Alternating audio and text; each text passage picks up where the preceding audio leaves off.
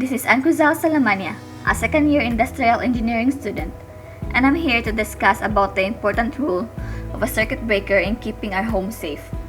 So, do you have any knowledge about circuit breaker and how it helps us keeping our home safe? What are the duties of a circuit breaker? Do you ever encounter short circuit? And what are those common solutions for circuit overload? Well, let's all find it out. Circuit breaker. A circuit breaker is a switching device that interrupts the abnormal or fault current. It is designed for closing or opening of an electrical circuit. It protects the electrical system from damage. Because without circuit breaker, the electrical wiring and electricity may have a high chance putting in danger and other hazards. Functions of a circuit breaker. Breakers are installed in an electrical panel, the breaker box.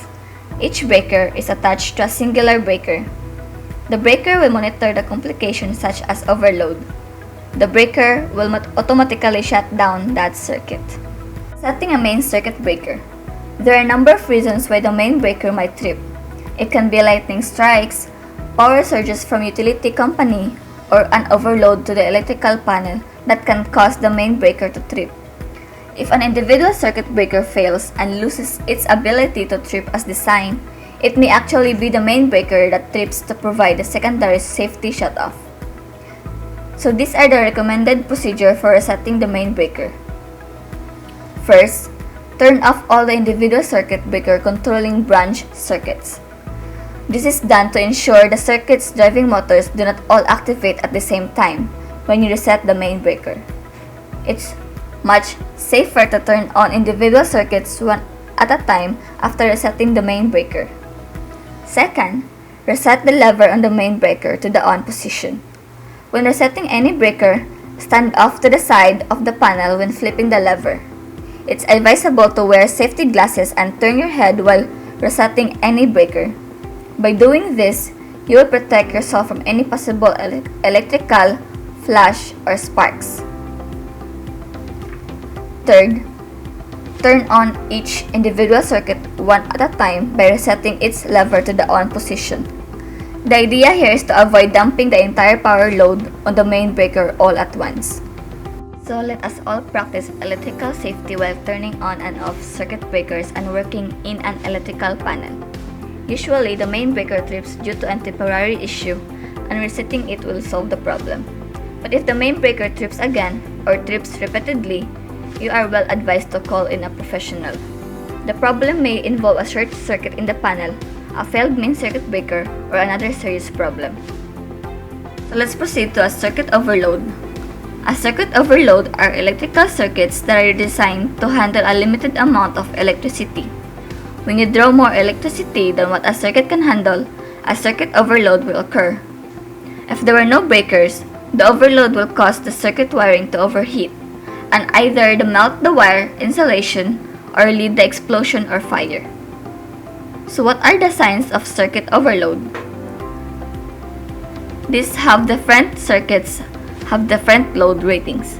That means they may get overloaded on different occasions. The most obvious sign of circuit overload is the tripping of the circuit and shutting off all the power.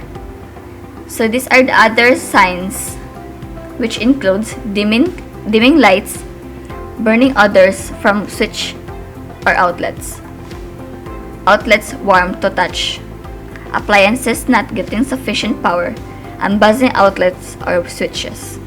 These are the types of electrical short circuit. Short circuit is when a hot wire carrying current touches a neutral wire. When that happens, the resistance will go down instantly and a large volume of current will flow through an unexpected pathway.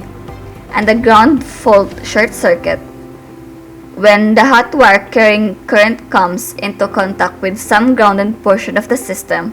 It can be grounded metal wall box, bare ground wire, or grounded portion of an appliances. So these are the main causes of electrical short circuit: faulty circuit wire insulation, loose wire connection, and faulty appliances wiring. These are the three common solutions for circuit overload. Upgrade your electrical system and electrical conduits. Don't use all the electrical appliances at once.